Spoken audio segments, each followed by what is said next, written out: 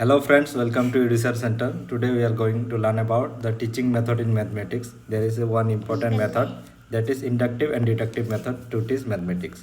तो इसको हम देखेंगे हम इंडक्टिव मेथड क्या है और डिडक्टिव मेथड क्या है। यहाँ से आपका एग्जाम में क्वेश्चन आएंगे, ये बहुत इंपॉर्टेंट है। तो पहले देखेंगे हम इंडक्टिव मेथड क्या है। Induction is the form of reasoning in which the general law और principle is drive from study of a particular object और स्पेसिफिक प्रोसेसेस। ये जो इंडक्टिव मेथड है ना, यहाँ पे हम जनरल लॉ बनाते हैं, प्रिंसिपल बनाते हैं, कुछ स्पेसिफिक ऑब्जेक्टिव से या तो प्रोसेस से बनाता है।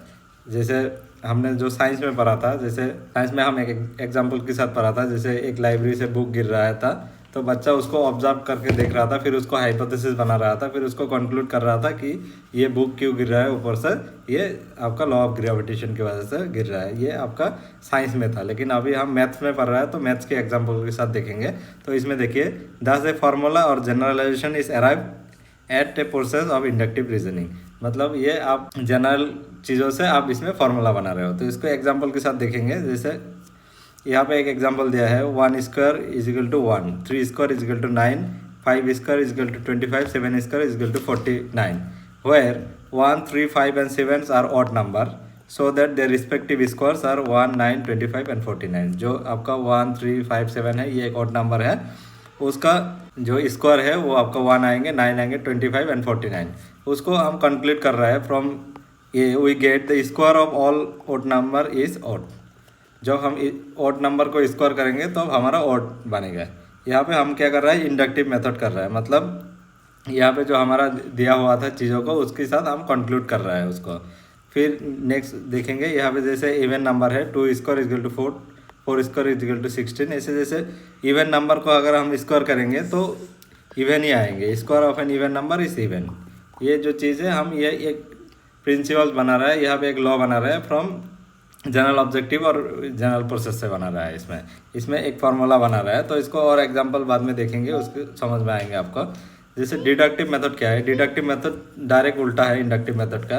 Here the learner proceed from general to particular, abstract to concrete and formula to example. इसमें जो डिडक्टिव मेथड है, इसमें आपका ये टर्म याद रखना, जनरल टू पार्टिकुलर जाता है, इसमें एक्सट्रैक्ट टू कॉन्क्रीट जाता है एंड फार्मूला टू एग्जाम्पल जाता है। और उसमें क्या जाता है आपका इंडक्टिव मेथड में, ये एग्जाम्पल टू फार्मूला जा रहा है। पहले एग्जाम्पल दिया जाता है, फिर फार्मूला में जाता है। इसका एग्जाम्पल देखेंगे, जैसे when you are going to teach about the profit and loss, directly you announce the formula of interest like PR divided by 100। ये जो डिडक्टिव मेथड है, यहाँ पे हम डायरेक्ट फार्मूला इंट्रोड्यूस करा देंगे बच्चे को, और बच्चा फार्मूला यूज़ करके क्वेश्चन को सॉल्व करेंगे। ये आपका डिडक्टिव मेथड है।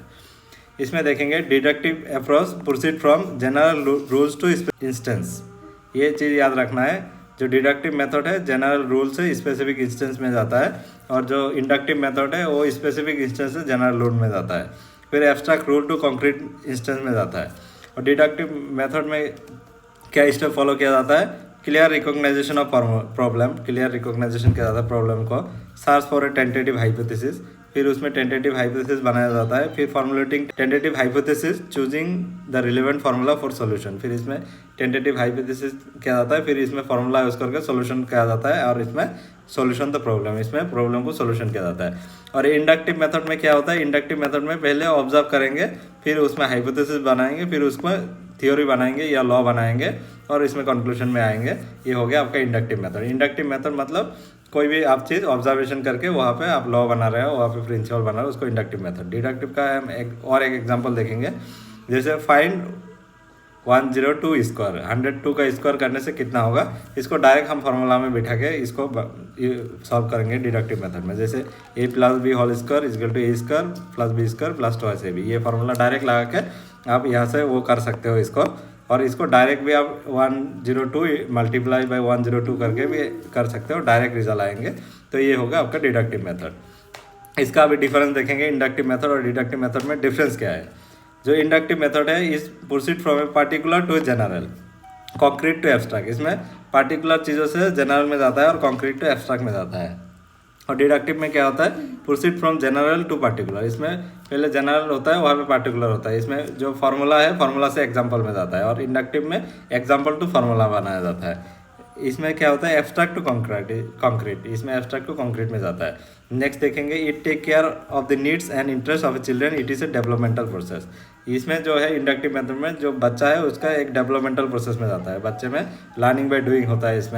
इसमें क्या होता है डिडक्टिव मेथड में facts trust upon the children, the principle of growth is not considered. इसमें जो है डिडक्टिव मेथड में जो डायरेक्ट फार्मूला दिया जाता है बच्चे को और बच्चा डायरेक्ट प्रॉब्लम को सॉल्व करता है। इसमें देखेंगे it encourage the discovery and simulate thinking. इसमें डिस्कवरी मेथड होता है क्योंकि बच्चा ऑब्जर्वेशन करता है, उसमें बच्चा खुद का खुद करके सीखता है, उसमें डिस्कवरी होता है बच्चे में।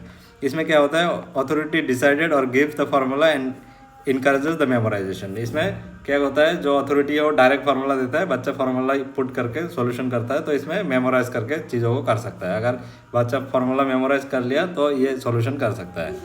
नेक्स्ट देखेंगे हम डिफरेंस, दिस जनरलाइजेशन और the rules is formulated by the child therefore he remember it in case.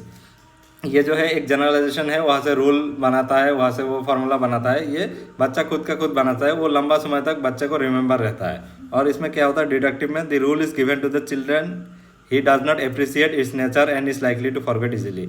ये जो फार्मूला एंड रूल्स ये बच्चे को डायरेक्ट दिया जाता है, वो डायरेक्ट मेमोराइज करके वहाँ पे बैठा के सॉल्व करता है, तो ये चीज़ बच्चे को ज़्यादा टाइम याद नहीं रहता है। और जब बच्चा खुद करके वो बनाता है ना, कोई फार्मूला बनाता है, तो उसमें बच्चे को याद रहता है। The how and why of the process is made clear through the reasoning.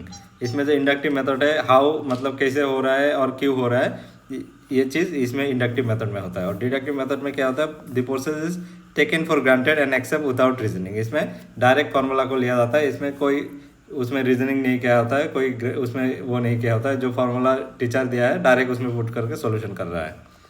Next देखेंगे difference start from observation and direct experience and and in developing a rules in abstract form.